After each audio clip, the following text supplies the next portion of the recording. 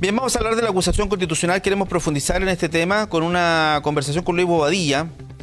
Él es abogado de Derecho Constitucional, además director del Departamento de Derecho Público de la Universidad de Santiago. Don Luis Bobadilla, ¿cómo está? Gusto saludarle. Hola, Hugo. ¿Cómo está usted? Bien, muy bien. ¿Está trasnochado, no? ¿Hasta qué hora estuvo anoche? Mire, la verdad es que yo no tuve tanto aguante porque estoy con una rinitis terrible, así que la verdad es que aunque quise, no pude. Sí, no, había que ser valiente. Pero me levanté muy temprano para ver qué había pasado. Sí, había que ser muy valiente para aguantar todo el discurso del diputado Naranjo. Lo concreto es que se aprobó la acusación constitucional. Primero, saber si hablan de un proceso histórico, históricamente para atrás, digamos. Yo, personalmente, no recuerdo la aprobación de una acusación constitucional. Sé que es un paso previo, digamos, el plazo de la Cámara de Diputados. Ahora pasa al Senado, que es realmente lo que van a resolver si el presidente es culpable o inocente de los cargos que se le imputan, digamos. Pero para atrás, digamos, ¿habíamos tenido acusaciones constitucionales que habían llegado hasta este punto? Sí, tenemos algunos presidentes de la República del pasado que fueron regalones de la Cámara de Diputados. Por ejemplo, Carlos Ibáñez del Campo, de hecho, que es el único presidente que ha sido acusado 2 veces y en una de ellas fue destituido. Él fue acusado el año 31 y fue destituido. Acuérdese que él se fue del país el año 31 sin pedir permiso. Entonces ese fue el recurso que utilizó la Cámara de Diputados y el Senado, y lo acusaron constitucionalmente y se destituyó. Y el año 57 también lo acusaron, pero no prosperó. Arturo Alessandri también fue acusado constitucionalmente el año 39, después de lo del seguro obrero. Tampoco prosperó. Y bueno, Sebastián Piñera, que también ha sido un favorito de esta Cámara de Diputados. Sí. Pero en definitiva lo que significa en la práctica esto es que simplemente lo que hizo la Cámara de Diputados ayer fue, o mejor dicho hoy día, fue fijar los cargos bajo los cuales se acusa al presidente. Básicamente es eso. Estableció, digamos, qué acusaciones qué imputaciones se le están haciendo. Pero no significa mucho más que eso. Así es que, y el otro elemento que te quiero aportar en esto es que en general la acusación constitucional ha sido utilizada en algunos momentos de la historia de Chile para intentar forzar, digamos, una disputa entre el Poder Ejecutivo y el Poder Legislativo. Hay que entender de que por lo menos en los últimos 4 periodos presidenciales hemos tenido presidentes, bueno, descontando el de Bachelet 2, hemos tenido presidentes de la República que no han tenido mayoría parlamentaria. Y por lo tanto han sido periodos que se han desarrollado con una tensión súper fuerte entre estos 2 poderes del Estado. Entonces, yo creo que lo que hizo la Cámara de Diputados ayer fue básicamente establecer un punto político. Sí, ahora, desde el retorno a la democracia, digamos, hasta ahora no habíamos nunca tenido un presidente que se haya llegado a esta instancia. Va a decir que la Cámara de Diputados ya finalmente ha aprobado, como dices tú, haya fijado los cargos para que finalmente el Senado resuelva. Sí, de hecho, el mismo presidente Sebastián Piñera, para el estallido social hubo un intento de acusación constitucional que finalmente tampoco prosperó. Yo recuerdo claramente eso. Pero ahora se avanzó. Sí.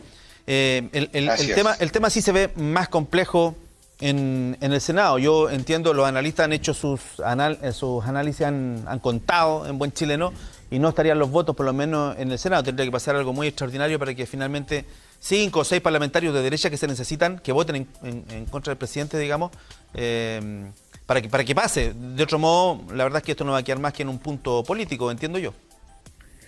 Sí, lo dices súper bien, Hugo.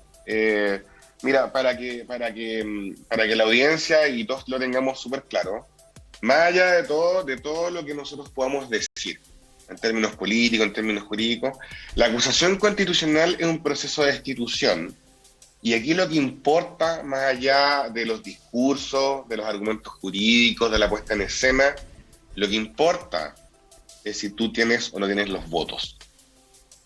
Así de sencillo. Así que por lo tanto yo creo que esto simplemente va a quedar en un punto político porque tú necesitas 2/3 de los senadores en ejercicio para aprobar esta acusación. Y hoy en día la oposición no tiene los 29 senadores que necesita. Entonces yo creo que está complejo, digamos. Está muy complejo de que esto prospere a la larga. Yo creo que simplemente es un buen gancho de izquierda, digamos,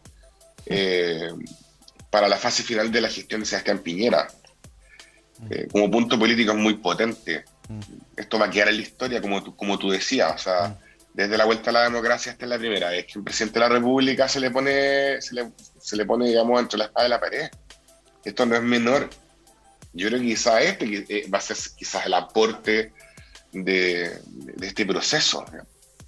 Que ahora, el poder político está cuestionando al presidente de la República. Sí, ¿te parece digno de análisis o te parece más bien una cuestión propia del folclore del Congreso Nacional lo que pasó con el diputado Naranjo, con su speech extremadamente laxo, largo, e incluso tirando el asunto para la talla, ¿no? Que se me echó a perder el computador, que no estoy presente en la sala, que repito todo?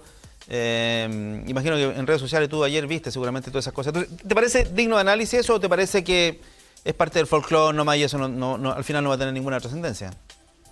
Mira, yo creo que lo que ocurre en la Cámara de Diputados, y si tú te fijas lo que ocurrió en los últimos días, no sé si te acuerdas, la comisión que debía pronunciarse sobre la procedencia de esta acusación. Con lo de Florcita Motúa.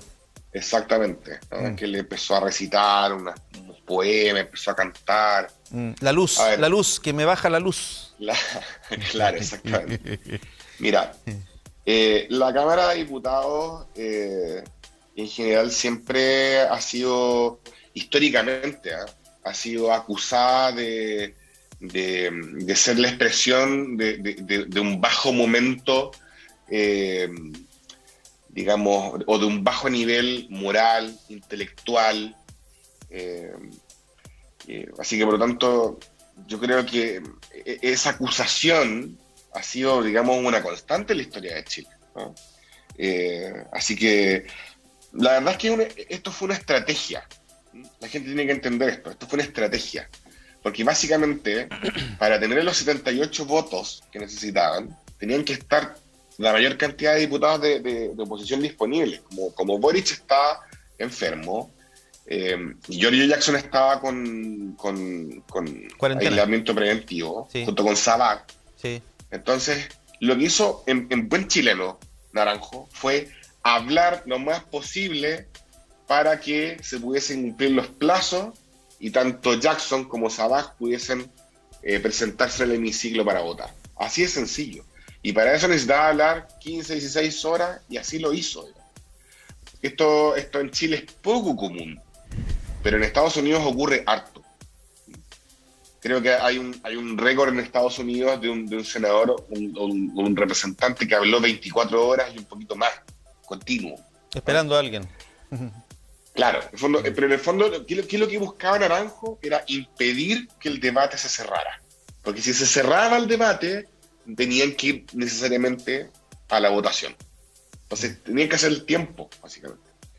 Así sí, que... Todo eso se habría solucionado si hubiese avanzado una iniciativa que se presentó para el voto telemático, para este tipo de cosas, digamos, que tampoco avanzó, claro, que tampoco logró avanzar, pero se habría solucionado con eso. Te quiero llevar un poquito al tema de fondo y algo dijiste en la primera respuesta de esta conversación. Y el tema de fondo para mí es el gallito que hace rato se viene dando entre el Congreso Nacional y el Poder Ejecutivo. El Congreso Nacional, así como los alcaldes también, trae el estallido social, surgieron los alcaldes como una institucionalidad potente que forzaban al Ministerio de Salud a tomar decisiones. El Congreso Nacional pasa un poco lo mismo, que le han doblado la mano al presidente de la República ya en, ¿cuánto? 3 oportunidades y ahora van para la cuarta, con el cuarto retiro que entiendo que se vota hoy día en el Senado. A pesar de reserva de constitucionalidad, a pesar de lo que ha pasado incluso con el Tribunal Constitucional. Entonces, hay un gallito evidente ahí entre el Congreso Nacional, el Poder Legislativo y el Poder Ejecutivo. Nosotros somos tenemos en Chile un régimen presidencial evidente, a lo mejor demasiado presidencial, y es por eso que eso está ahora, están estos síntomas de esta pelea. Y te tiro la guinda de la torta, a ver si puedes hacer un pequeño comentario sobre eso, lo que está pasando en la Convención Constitucional, porque yo ya he escuchado alguna idea de un semipresidencialismo o un Congreso unicameral, a propósito de lo que señalabas tú de la diferencia entre Cámara de Diputados y Cámara. Entonces, todas estas cosas van a entrar a la juguera, donde se va a entrar a analizar qué hacemos con el Chile que viene. Chuta, me tiraste una súper pregunta, Hugo, pero vamos por partes. A ver, analicemos lo que está pasando ahora. Mira, lo primero yo te diría dos cosas. Lo primero es que esto es la muestra, lo que está pasando ahora es la muestra de que esta constitución, la actualmente vigente, ya prácticamente está, entrando en un desuso. Sí. Algunos hablan de la constitución moribunda. Yo diría que ya está casi muerta, digamos, pero moribunda no en el sentido de que tenga los días contados, porque nosotros no sabemos qué va a pasar de acá al otro año, de salida. Muchas cosas. Exacto, muchas cosas. Pues vamos a ver qué redacta la convención, digamos. Y también hay que como decimos los abogados, con beneficio de inventario. Primero muéstrenme qué van a proponer, digamos. Uno no le puede dar un cheque en blanco a la convención, digamos, que es lo que resulta. Pero hablando de esta constitución, lo que uno sí puede decir es que está en desuso. ¿Por qué? Primero porque, como tú bien decías, tenemos primero un Congreso Nacional que está aprobando retiros de las AFP que son abiertamente inconstitucionales. Están utilizando una estrategia, digamos, muy rebuscada para aprobarlo, que son básicamente la inserción de artículos transitorios, pero no están modificando el texto íntegro de la Constitución, porque la iniciativa exclusiva de estos proyectos son del presidente. Entonces tenemos un Congreso, tenemos una Constitución que está, cayendo en desuso, porque tenemos un Congreso que la está, digamos, transgrediendo con esto de los retiros.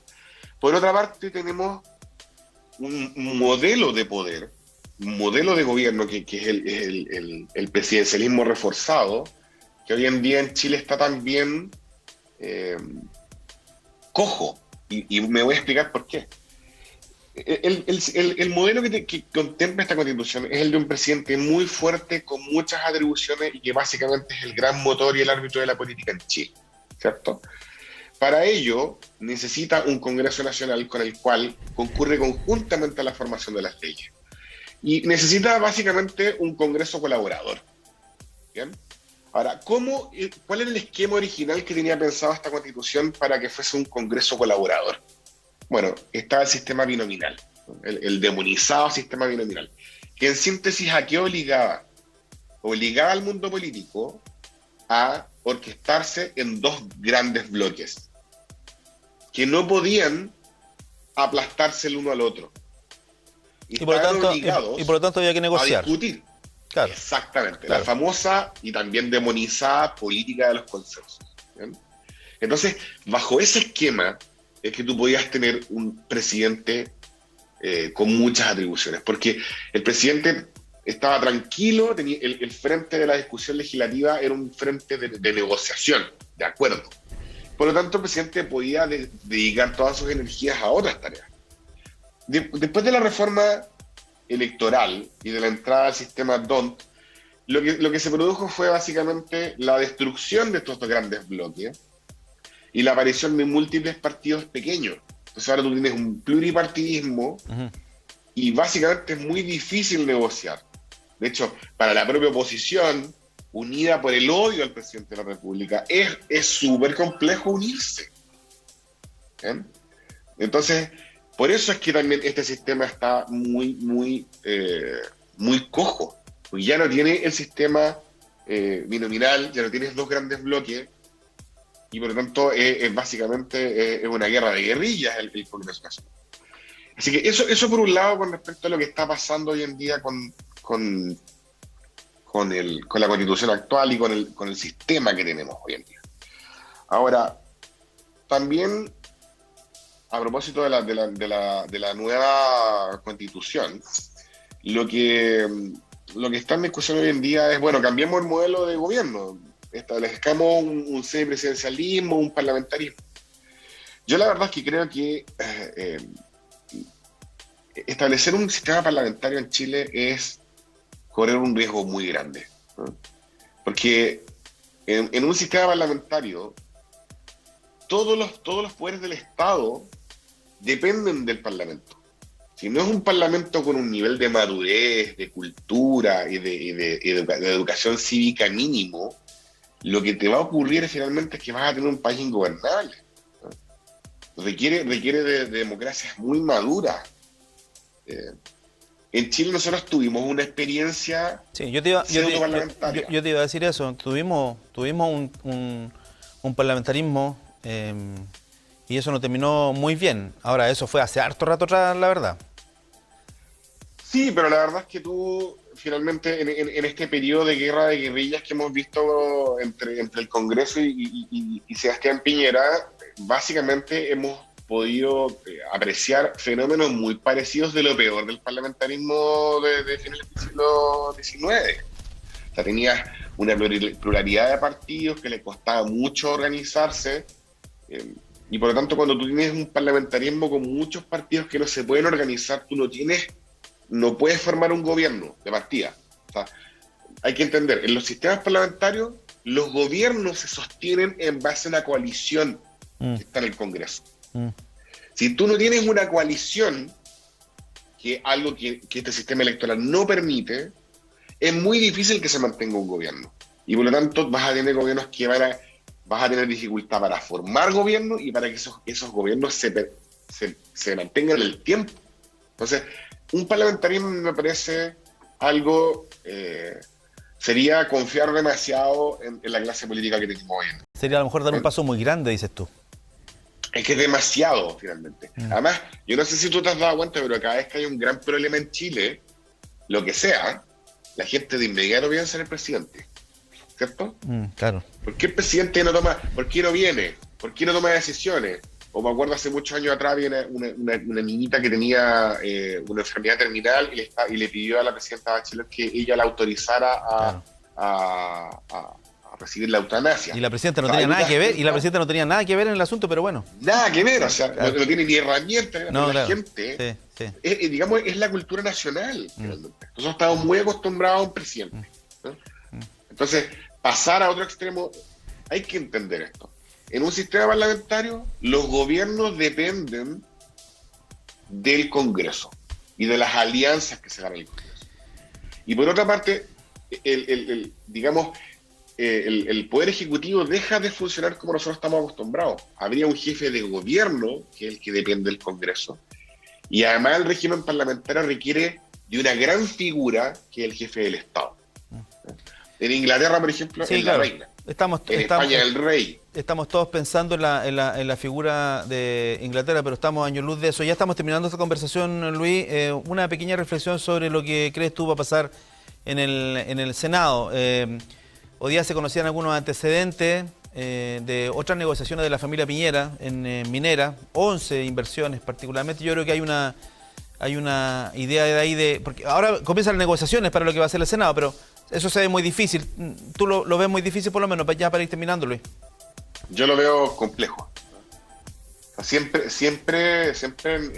en la derecha hay algunos senadores, sobre todo, no sé, de Sandón me espero cualquier cosa, digamos, pero en general yo veo bastante difícil que prospere, digamos, porque el oficialismo tiene que aportar 5 votos, sí, claro, para que esto se apruebe. Entonces, claro, yo lo veo complejo, muy complejo. Eso debería resolverse en los próximos días, 5 o 6 días, entiendo que eso debería pasar, o el Senado debería analizarlo. Bien, quiero agradecer a Luis Bobadilla, abogado de Derecho Constitucional, director además del Departamento de Derecho Público de la Universidad de Santiago de Chile. Gracias por conversar con TVU, Televisión de la Universidad de Concepción. Que estén muy bien, don Luis. Gracias a ti, Hugo, que estén muy bien, chao. Chao, nos vemos. Ahí estaba nuestro análisis de lo que fue la acusación constitucional aprobada por la Cámara de Diputados en primera instancia. Insisto, esto pasa ahora al Senado. El Senado son los senadores los que van a tener que resolver la culpabilidad o inocencia del presidente de la República. Si es culpable, el presidente tiene que dejar el cargo, así de sencillo. Y si es inocente, bueno, declarado inocente seguirá hasta marzo. Bien, nos vamos a la